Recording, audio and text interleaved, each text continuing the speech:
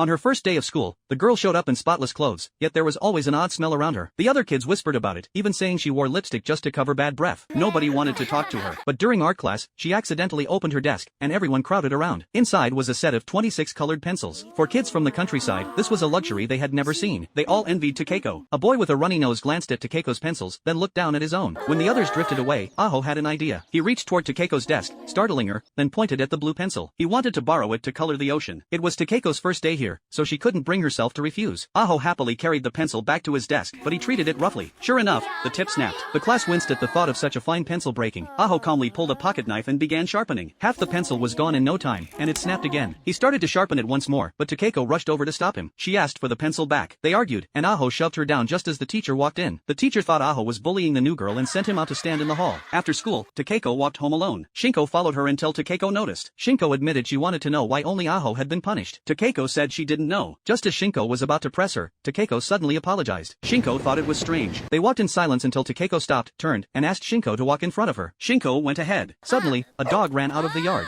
Shinko laughed and played with it, but Takeko bolted forward in fear. She was terrified of dogs. Wanting to thank Shinko, Takeko invited her over. The moment Shinko stepped inside, she was stunned. The house was a villa filled with flowers, beautifully furnished, and it even had a staircase. For Shinko, who grew up in a village where every home was a small one-story house, stairs were something she had never seen. On the second floor, they entered Takeko's room, packed with books, toys, and a baby photo on the wall. That was when Shinko finally learned her name. Shinko had never seen so many toys. Sitting nervously on the bed, she forgot what she wanted to say. The air grew awkward. Takeko stood to pour her some milk. Shinko, wide-eyed, studied the refrigerator. It was a gas-powered model, the kind she'd only heard rumors about, one that actually had a flame inside. Her family used an icebox that worked with blocks of ice. Shinko bombarded Takeko with questions, even asking if she had ever watched TV. Takeko said she had. Shinko was amazed and asked if Takeko's father was rich. Takeko replied that he wasn't, he just worked as a factory doctor. Takeko quietly tucked a bottle of perfume back into the cabinet, regretting that she'd sprayed some before school. Shinko didn't know what to say. Even though Takeko's family was wealthy, Shinko noticed she never smiled. She always looked sad. From that day, Shinko decided to treat Takeko as a friend. She invited her to her own home, describing it as being like a boat. Takeko grew curious. The small clay house sat in the middle of a wheat field. At the door, a chicken squatted in front of Takeko and laid an egg, as if welcoming her. Shinko proudly showed Takeko her secret museum. It was just a collection of free trinkets that came with purchases, but they were her only toys. Takeko had brought gifts for Shinko's younger sister, who tore them open eagerly. To her delight, it was chocolate with filling, something they only got to taste during New Year. She and Shinko devoured it right away, but soon noticed the taste was strange. It was spiked with liquor. Their bodies flushed with heat, and Shinko's sister jumped around, uncomfortable, but they kept eating one piece after another. Soon, they collapsed on the floor, giggling drunkenly. Shinko began badmouthing her mother between laughs. Her sister grew curious about Takeko's mother. At that, Takeko burst into wild laughter on the floor, saying her mother was already dead. The three of them,